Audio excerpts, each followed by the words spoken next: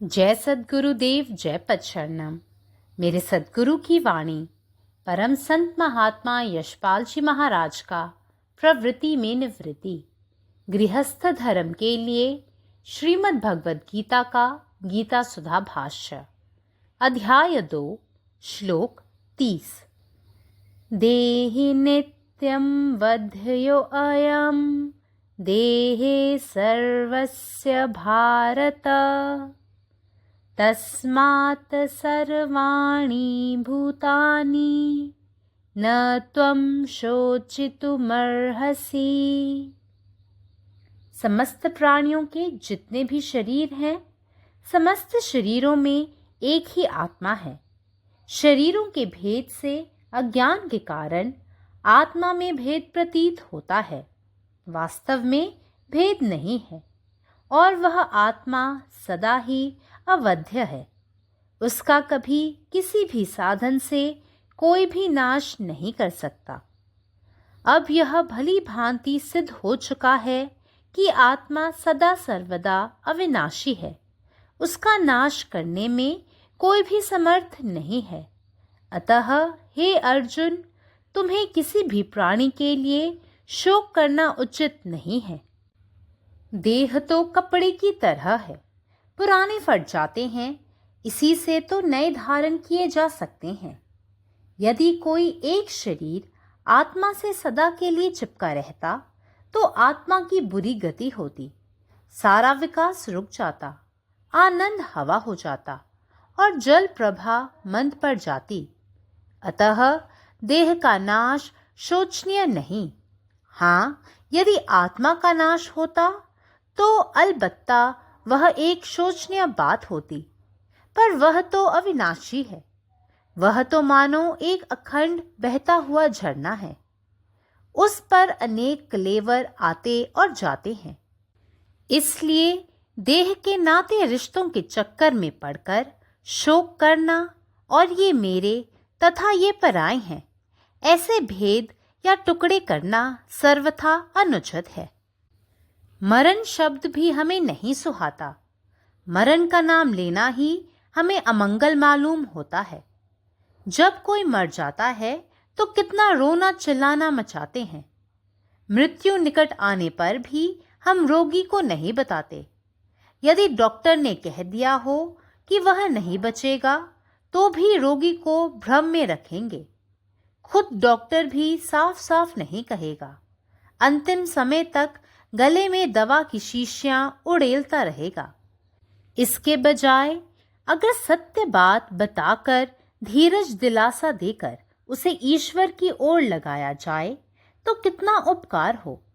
किंतु उन्हें डर यह लगता है कि कहीं इस धक्के से मरीज शरीर पहले ही न त्याग दे। परंतु भला क्या निश्चित समय से पहले मृत्यु आने वाली है? और यदि ऐसा हो भी जाए और मरीज ईश्वर याद में कुछ पहले भी शरीर त्याग कर दे तो भी उसका कल्याण ही है। हमारी आत्मा व्यापक होने के लिए छटपटाती रहती है। वह चाहती है सारे जगत को गले लगा ले, परंतु हमने उसे कैद कर रखा है। सवेरे से लेकर सायं तक हम देह की सेवा में लगे रहते हैं। दिन रात यही विचार कि मेरा शरीर कितना मोटा हुआ या कितना दुबला हो गया, रंग लाल है या नहीं, मन चाहा भोजन मिला अथवा नहीं। भोग की सामग्री जुटाने में ही निरंतर लगा रहता है। संसार में इसके अलावा कोई दूसरा आनंद ही नहीं। भोग और स्वाद का आनंद तो पशु भी लेते हैं। अब त्याग और स्वाद मिटाने का आनंद भी तो देख। स्वयं भूख से पीड़ित होते हुए भी भरी थाली दूसरे भूखे मनुष्य को देने में क्या आनंद है, इसका भी तो अनुभव कर। इसके स्वाद को चख। माँ जब बच्चे के लिए कष्ट उठाती है तब उसे इस स्वाद का थोड़ा सा मजा मिलता है। मनुष्य अपना कहकर जो संकुचित दायरा बनाता रहता है, उसमें भी उसका उद्देश्य अनजाने यह रहता है कि वह आत्म विकास का स्वाद चखे, क्योंकि उससे देहबद्ध आत्मा कुछ देर को थोड़ी उससे बाहर निकलती है, परंतु आत्मा का काम इतने से नहीं चलता। आत्मा को तो मुक्तानंद चाहिए। जीवन के मुख्य सिद्धांत भगवान बताते हैं। देह क्षण भंगुर है, यह समझकर उसका उपयोग स्वधर्म के लिए ही करें। जब आवश्यकता हो तो उसे स्वधर्म के लिए त्यागने में भी संकोच न करें। आत्मा की अखंडता और व्यापकता का भान सतत जागृत रखें और हृदय से अपने और पराये के भेद को निकाल डालें। This, the indweller in the body of everyone, is ever indestructible. O Bharata, therefore, you should not grieve for any being. Here Lord Krishna advises Arjuna that he should not grieve at facing his enemies and even killing them in the great battle if need be. As from the standpoint of absolute truth, there is no occasion for grief and attachment. Death is sure. Body must perish. Why not use it for the welfare of the humanity? Let it be sacrificed at the altar of the service of the Lord. A man suffers from midnight dream. He sees a tiger ready to attack him. Being frightened beyond wit, he screams and wakes up. He does not find any tiger, yet his heart palpitates rapidly for some time. This is a sign of one's identification with one's body. Om. నా సద్గురు సందేశం గీతాసుధ పరసత్ మహాత్మా శేషబాజీ మహారాజు గారితో ప్రతిపాదించబడిన ప్రవృత్తిలో నివృత్తి గృహస్థ మార్గంలో గీతాభాష్యం అధ్యాయము 2 సాంఖ్యయోగము శ్లోకం 30. సమస్త ప్రాణుల శరీరాలు అవి ఎన్ని శరీరాలైనా కూడా ఆ శరీరములు అన్నింటి యందు ఉండేది ఒకే ఒక ఆత్మ మాత్రమే. శరీరాల భేదం వలన అజ్ఞానము చేత ఆత్మయందు భేదం కనబడుతుంది. వాస్తవానికి భేదం లేదు. ఆత్మ సదా సర్వదా అవినాశి అని, దాన్ని నాశనం చేయగల సమర్థులు ఎవరూ లేరని ఇప్పుడు ఎంతో బాగుగా నిరూపించబడింది. అందుచేత అర్జున, ఏ ప్రాణి కోసము కూడా విచారించడం నీకు ఉచితం కాదు. దేహము వస్త్రం వంటిది. పాత వస్త్రం చిరిగిపోతే నూతన వస్త్రం ధరించవలసి వస్తుంది. ఒకవేళ ఏ ఒక్క భౌతిక శరీరమైనా ఆత్మను శాశ్వతంగా అంటిపెట్టుకుని ఉన్నట్టయితే అట్టి ఆత్మకు దుర్గతి కలుగుతుంది. ఎందువలనగా వికాసమంతయు ఆగిపోటీయే కాక ఆనందం ఆవిరైపోయి అంతర్గత ధారాప్రకాశము మందగించిపోతుంది. అందుచేత దేహనాశనము విచారించదగిన విషయం కాదు. అవును, ఒకవేళ ఆత్మ నాశనం జరిగినట్లయితే నిస్సందేహంగా అది విచారించదగిన విషయమే. కానీ ఆత్మ అవినాశి. ఆత్మ అఖండంగా ప్రవహించే ఒక సెలయేరు వంటిది. దానిపైకి అనేక శరీరాలు వస్తూ ఉంటాయి, పోతూ ఉంటాయి. అందుచేత దేహము యొక్క బంధుత్వ వలయంలో పడి శోకించుట మరియు ఇది నాది, ఇది పరులది అనే భేదభావము లేదా ఆత్మను చిన్నాభిన్నం చేయుట సర్వదా అనుచితము. మరణమనే మాట మనకు నచ్చదు. మరణమనే మాటను పలుకుటే మనకు అమంగళకరం అనిపిస్తుంది. ఎవరైనా చనిపోయినప్పుడు ఎంతగానో రోధిస్తారు, కేకలు వేస్తారు. మృత్యువు సమీపించడం కూడా ఆ విషయాన్ని రోగికి తెలియజేయము. ఒకవేళ డాక్టర్ అతడు బతకడం చెప్పినా కూడా ఆ రోగిని ఇంకా భ్రమలోనే ఉంచుతాము. వైద్యుడే స్వయంగా ఉన్నట్టుగా పూర్తిగా చెప్పడు. ఆఖరి సమయం వరకు గొంతులో సీసాలతో మందులు పోస్తూనే ఉంటాడు. దీనికి బదులుగా నిజాన్ని చెప్పి ధైర్యాన్ని కలిగించి అతన్ని పరమాత్మ వైపు మళ్లించగలిగినట్లయితే ఎంత మేలు జరుగుతుంది. కానీ అతడు ఎందుకు భయపడతాడంటే జరగబోయే నష్టం గురించి ముందుగా తెలియజేసినట్టయితే ఆ రోగి ముందుగానే శరీరాన్ని వదిలివేస్తాడేమోనని. అయితే నిశ్చిత సమయం కన్నా మృత్యు ముందుగా వస్తుందా? ఒకవేళ అలా జరిగినట్టయితే ఆ వ్యక్తి పరమాత్మ జ్ఞాపకంలో కాస్త ముందుగానే శరీరాన్ని వదిలివేసినా కూడా అది అతనికి మేలే కదా. మన ఆత్మ వ్యాప్తి చెందుడికై ఆరాటపడుతూ ఉంటుంది. అది సృష్టినంతటిని ఆలింగనం చేసుకోవాలని కోరుకుంటుంది. కానీ మనం దానిని బంధించి ఉంచాము. ఉదయం మేలుకొని సాయంకాలం వరకు మనం శరీరానికి సేవ చేయటంలోనే మునిగి ఉంటాము. నా శరీరం ఎంత లావైంది, ఎంత సన్నబడింది, రంగు ఎర్రగా ఉందా లేదా, రాత్రి పగలు ఇదే ఆలోచన.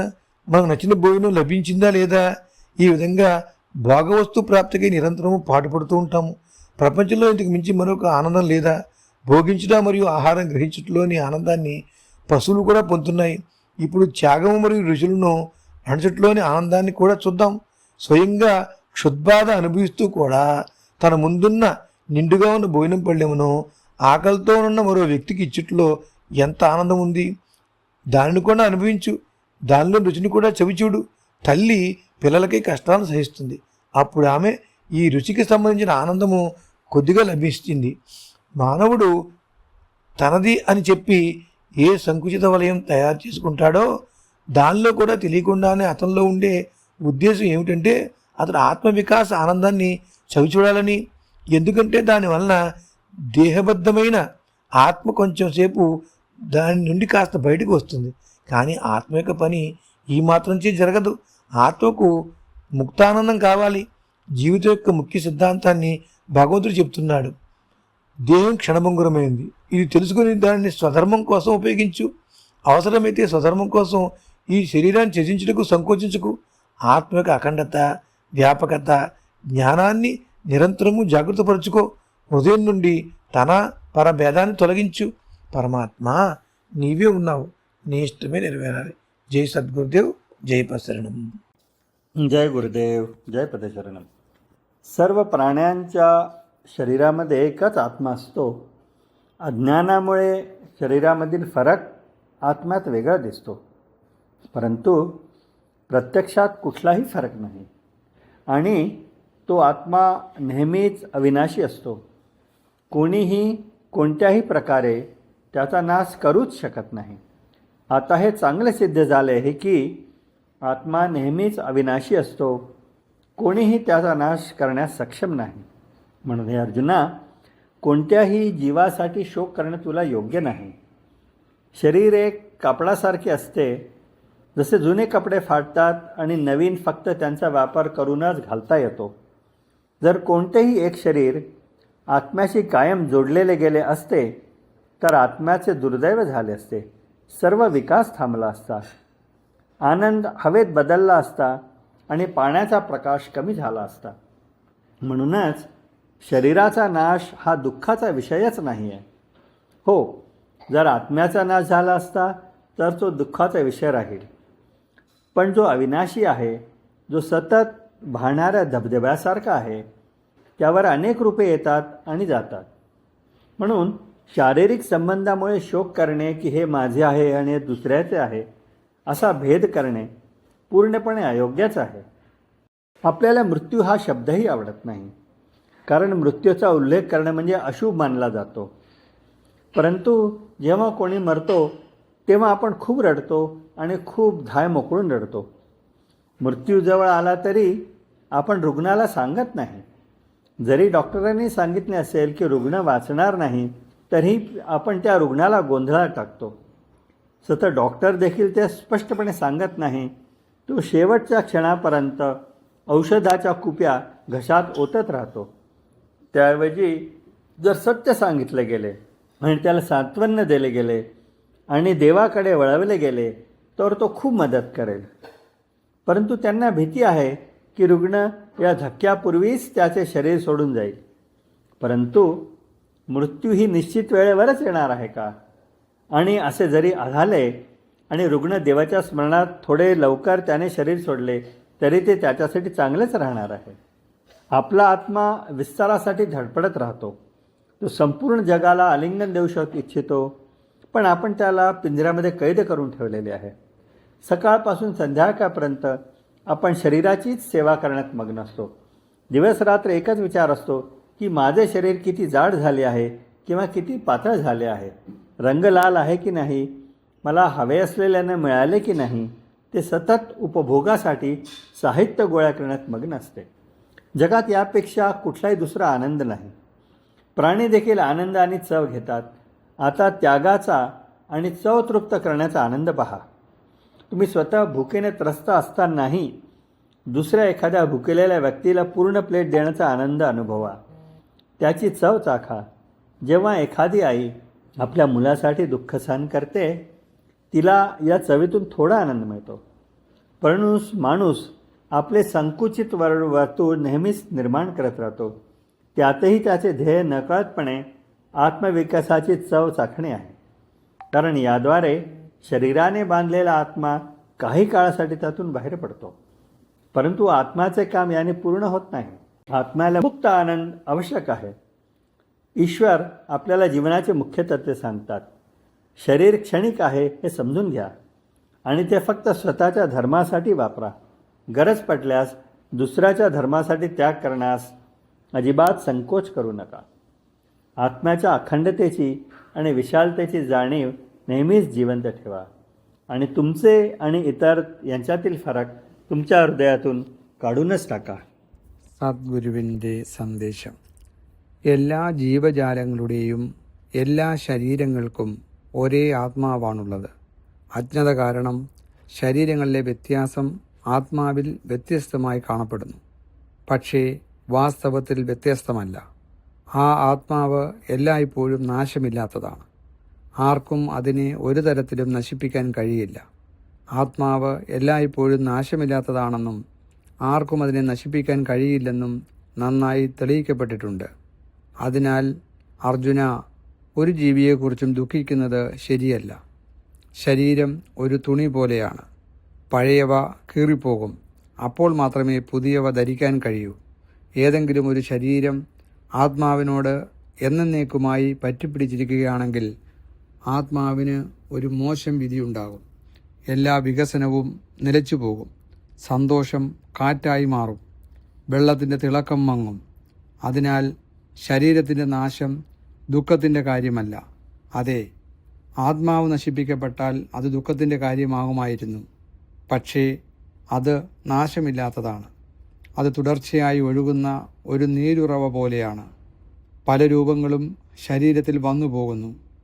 അതുകൊണ്ട് ശരീരബന്ധങ്ങളെ ചൊല്ലി ദുഃഖിക്കുന്നതും ഇത് എൻ്റേതാണ്, ഇത് മറ്റൊരാളുടേതാണ് എന്ന രീതിയിൽ വേർതിരിക്കുന്നതും തികച്ചും അനുചിതമാണ്. മരണം എന്ന വാക്കുപോലും നമുക്ക് ഇഷ്ടമല്ല. മരണത്തെക്കുറിച്ചുള്ള പരാമർശം തന്നെ അശുഭകരമായി ഞങ്ങൾ കരുതുന്നു. ഒരാൾ മരിക്കുമ്പോൾ നമ്മൾ വളരെയധികം കരയുകയും വിലപിക്കുകയും ചെയ്യുന്നു. മരണം അടുത്തെത്തിയാലും നമ്മൾ രോഗിയോട് പറയാറില്ല. രോഗി അതിജീവിക്കില്ലെന്ന് ഡോക്ടർ പറഞ്ഞിട്ടുണ്ടെങ്കിൽ പോലും നമ്മൾ രോഗിയെ ആശയക്കുഴപ്പത്തിലാക്കും. ഡോക്ടർമാർ പോലും അത് വ്യക്തമായി പറയാറില്ല. അവസാന നിമിഷം വരെ തൊണ്ടയിൽ മരുന്നുകൾ ഒഴിച്ചുകൊണ്ടേയിരിക്കും. പകരം സത്യം പറയുകയും അവനെ ആശ്വസിപ്പിക്കുകയും ദൈവത്തിലേക്ക് തിരിക്കുകയും ചെയ്താൽ അത് വലിയ സഹായമായിരിക്കും.